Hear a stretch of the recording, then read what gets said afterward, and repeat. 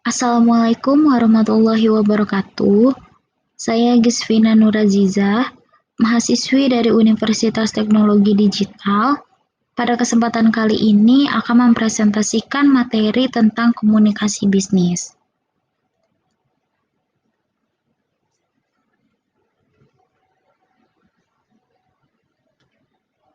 Nah, di sini ada 6 poin yang akan kita bahas. Yang pertama ada pengertian, yang kedua ada tujuan, yang ketiga ada manfaat, yang keempat ada teknik, yang kelima ada jenis, dan yang keenam ada kesimpulan.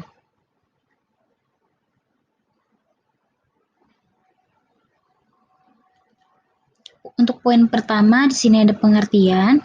Menurut Rosenbelt, arti komunikasi bisnis adalah komunikasi yang dipakai dalam dunia bisnis yang termasuk berbagai macam bentuk komunikasi, baik itu verbal maupun nonverbal untuk mencapai suatu tujuan tertentu.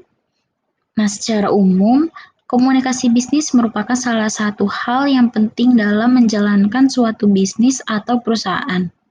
Komunikasi bisnis ini bisa diartikan sebagai suatu komunikasi yang dilakukan secara verbal maupun verbal, di mana dalam komunikasi ini berisi pendapat, ide, gagasan, maupun informasi.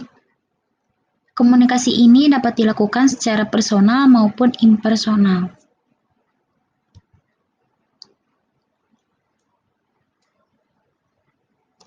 Di poin kedua ada tujuan.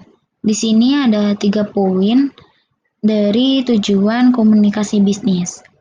Yang pertama ini ada memberi informasi atau informing.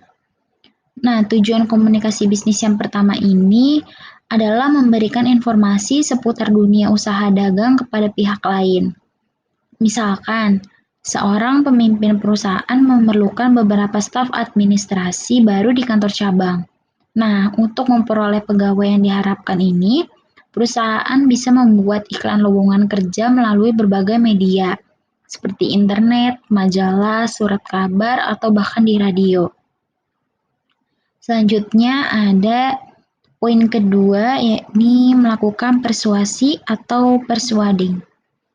Tujuan komunikasi ini melakukan persuasi atau bujukan kepada pihak lain sehingga maksud serta tujuan yang disampaikan mampu dipahami secara baik dan benar. Nah, hal ini kerap digunakan terutama ketika berkaitan dengan negosiasi, musyawarah, dan lain-lain. Selanjutnya, yang poin ketiga di sini ada melakukan kolaborasi atau collaborating. Nah, di sini melakukan kolaborasi atau kerjasama dengan pihak lain ini merupakan salah satu tujuan komunikasi bisnis yang tidak kalah penting. Karena melalui jalinan komunikasi ini, seseorang dapat dengan mudah menjalankan suatu kerjasama, entah itu dengan pihak domestik ataupun juga perusahaan asing sekalipun.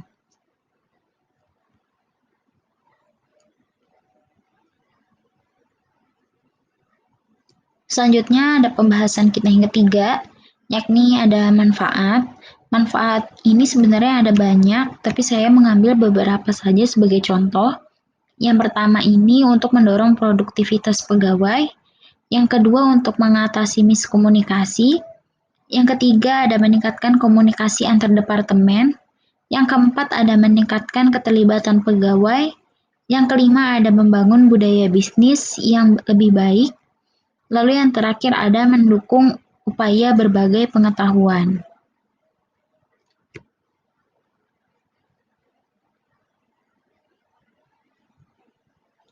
Selanjutnya di sini ada teknik.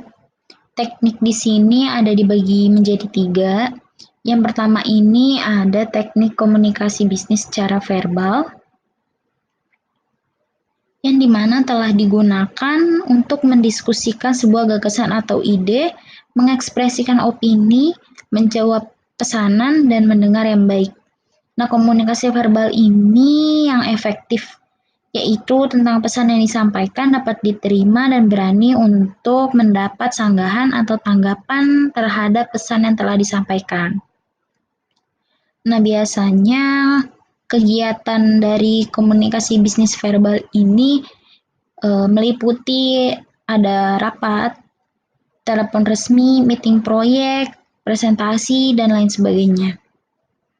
Selanjutnya ada teknik komunikasi bisnis nonverbal. Menurut data laporan psikologi komunikasi, bahwa lebih dari 90% disampaikan melalui komunikasi nonverbal, yaitu 55% dengan bahasa tubuh, 38% dengan nada bicara, dan 7% adalah kata yang disampaikan. Nah, dari data itu menunjukkan bahwa bahasa tubuh adalah hal yang penting ketika kita berinteraksi dengan rekan bisnis. Berkomunikasi menggunakan bahasa tubuh juga termasuk dengan gerakan, gestur, dan postur, dan juga kontak mata merupakan hal yang penting dalam aspek komunikasi nonverbal. Kontak mata ini menunjukkan apakah kamu tertarik dengan apa yang dibicarakan dan didengarkan, tetap menjaga durasi selama kontak mata, karena jika terlalu lama bisa menimbulkan arti agresivitas. Selanjutnya ada komunikasi secara tertulis. Nah, contoh dari komunikasi secara tertulis ini adalah email. Karena biasanya dia paling mudah ditemui dalam komunikasi tertulis. Kebanyakan perusahaan menggunakan email atau media pesan elektronik lainnya untuk berkomunikasi dengan timnya. Nah, meskipun email ini tampil lebih santai daripada surat biasa, email masih memiliki bobot yang sama, tergantung bagaimana kita menyampaikannya dan perusahaan kita rasakan.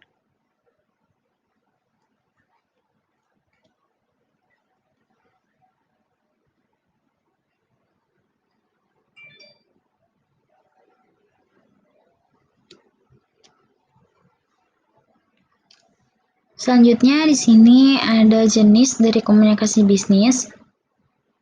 Yang pertama ada komunikasi internal, yang merupakan interaksi yang terjadi di dalam perusahaan atau organisasi. Sehingga komunikasi ini hanya melibatkan anggota internal dari perusahaan tersebut, seperti bertukar gagasan secara langsung atau juga email ataupun telepon. Selanjutnya ada komunikasi eksternal. Nah, berbeda dari yang sebelumnya, komunikasi eksternal ini merupakan jenis komunikasi yang terjadi dengan pihak luar, seperti bersama mitra, pelanggan, vendor, dan lain-lain. Tetapi tidak seperti dalam tingkat internal, komunikasi eksternal ini cenderung bersifat lebih kompleks serta kurang teratur. Selanjutnya ada komunikasi vertikal. Nah, jika komunikasi internal tidak memperhatikan tingkatan, maka kontak yang dilakukan vertikal adalah sebaliknya. Dalam hal ini, komunikasi dalam perusahaan terjadi secara timbal balik antara tingkatan saja.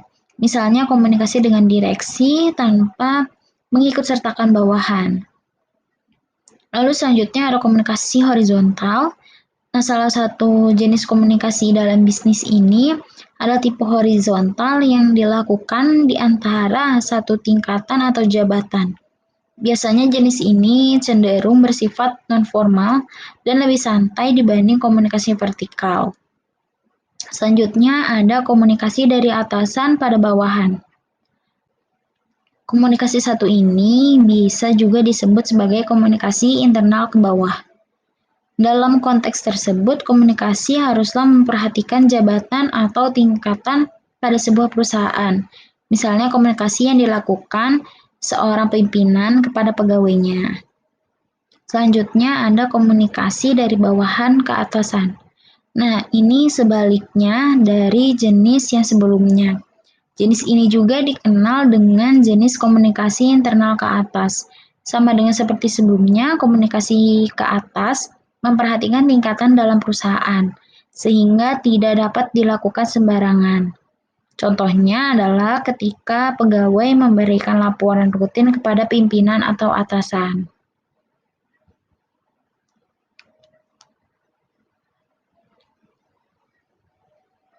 Nah, yang terakhir di sini ada kesimpulan, setiap bisnis harus memiliki strategi komunikasi bisnis yang efektif dan baik yang diterapkan untuk setiap anggota karyawannya. Dalam pembukuan misalnya, perusahaan harus menetapkan dan memberikan komunikasi yang jelas tentang hak akses laporan keuangan dan proses pencatatan pembukuan bisnis. Jika hal tersebut dilakukan, tentunya laporan keuangan perusahaan bisa saja digunakan oleh pihak yang bertanggung jawab.